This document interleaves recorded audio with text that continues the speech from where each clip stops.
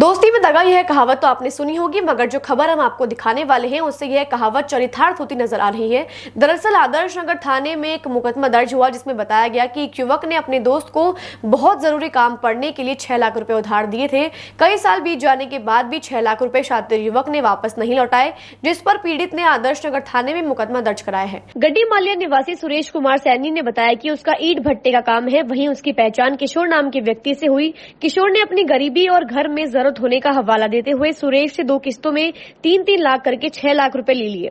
किशोर द्वारा बताए गए समय अवधि समाप्त होने के बाद भी जब सुरेश ने रुपए मांगे तो किशोर आनाकानी करने लगा।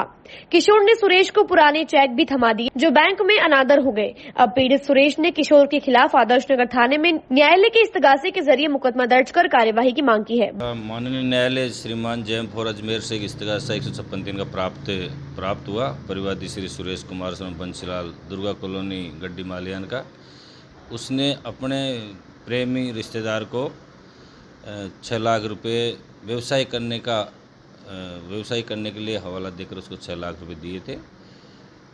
रिश्तेदार ने फिर दोबारा उसको जो वापस दिए तो वो चेक उसने पुराने दे दिए, जिसको परिवादी द्वारा बैंक में लगाए गए तो वो चेक अनादर हो गए। उस पर जो चेक थे वो पुराने दे दिया। तो इसी का धोखाधड़ी की गई है उसके साथ में। तो इसका एक मुकदमा नंबर 127/23 में दर्ज कर SI श्री कन्हैयालाल जी उसका अनुसंधान कर रहे हैं।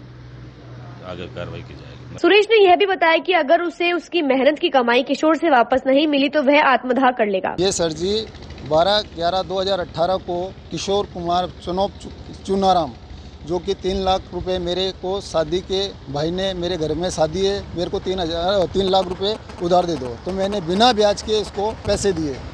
जब उसका तगाजा निकल गया उसने मेरे को चेक दिया और 1000 के स्टाम्प पे लिख के दिया।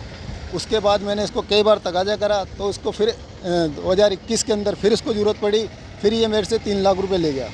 जब वो 3 लाख दे गया तो मैंने कहा अभी पैसे दे। तो अभी जनवरी में मेरी 2023 में मेरी बच्ची की शादी थी तो बोले मैं शादी में लौटा दूंगा। शादी भी हो गई मेरी बच्ची की। आखिर में मेरे को घर बेचना पड़ा उस कर्जे के लिए। अगर ये पैसे नहीं आते तो मेरे को आत्महत्या करनी पड़ेगी। इसकी समस्त जिम्मेदारी किशोर के परिवार और किशोर की होगी।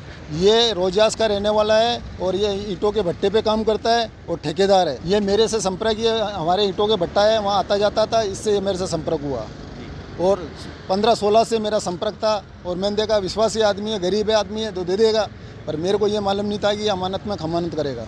ये 6 लाख रुपए मांगता हूँ। नहीं, बिल्कुल ही नहीं दिया। हाँ, 2 बार में दिया। हाँ, मैं पहले थाने पे आया, थाने पर मेरी 2-3 महीने तक एप्लीकेशन पड़ी रही। उसके बाद मैंने SP साहब को वाई पोस्ट AD रजिस्ट्री करके वो भी दी, उसको भी लेके बैठ गए। उसके बाद कुछ ही नहीं हुआ। एक बार एक सिपाही मेरे साथ गया, उसके बाद मैंने इनको कई बार निवेदन किया, पर उन्होंने यहाँ आते हैं तो बोले हमारा काम नहीं है, कोर्ट जाओ। तो लास्ट में मेरे को कोर्ट जाना पड़ा, जो कोर्ट से इसका होने के बाद आज मेरी FIR की मेरे को दी गई है और मेरे आज बयान लिए गए हैं। नहीं रहेगा तो मेरे बच्चे, तो मैंने मकान बेच दिया। अगर वो ताकत टाइम पर दे देता पैसा तो मैं उसके ऊपर कोई कानूनी कार्रवाई नहीं करूँगा। अगर पैसा नहीं देगा तो मेरे को आत्महत्या करनी पड़ेगी। उसकी समस्त जिम्मेदारी इसकी किशोर की और किशोर के परिवार की होगी।